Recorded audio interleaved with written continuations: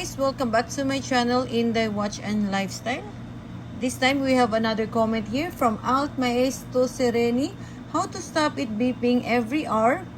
Pain in my blunt. Nobody wants to use alarm on this. All we want it try to stop. We cannot have silent watch.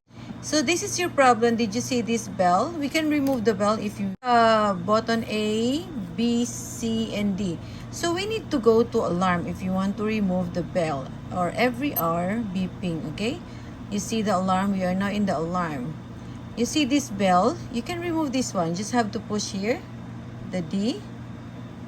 See, you see this one is the alarm. Then you can remove all. If you want to return, you just have to push here, the D. Make sure you are in the alarm settings, huh? This is the alarm and this is the every hour snooze every hour alarm, and this is both on alarm. You choose the alarm time and the every hour alarm, and now you can off all together. See, just have to push here. Make sure you are in the alarm position. Let's try. Let's set the time 1 o'clock. Before 1 o'clock, just have to set here. Let's try. Well, 1 o'clock. Maybe this is a 1. Okay, and go to the minute. Let's change the minute to 59. 59, hurry up. 53. Okay, almost 51. 59. But already seconds done. Okay, let's try this one. We are now in 15. Let's check if there's alarm or not. I done. Clear. We'll change to 2 p.m. Let's say if there's alarm. Yeah, no alarm. See? Because we turn off the alarm. Let's try to turn on the alarm. This, you mean the every hour? This one. This one is the every hour alarm.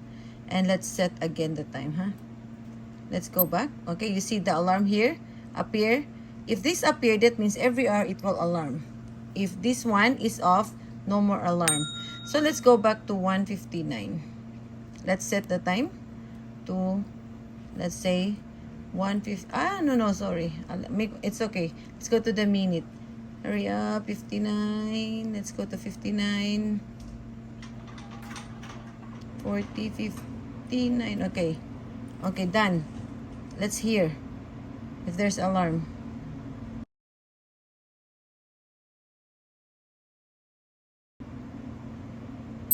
See? There's alarm. So, what to do is just turn off the alarm. Let's go back to the alarm. Okay, we are now in the alarm and shut down on both alarm, and you choose the alarm and shut down the alarm. That's it. And just have to go back to the hour, okay? I hope you learned something today, and please don't forget to subscribe my YouTube channel.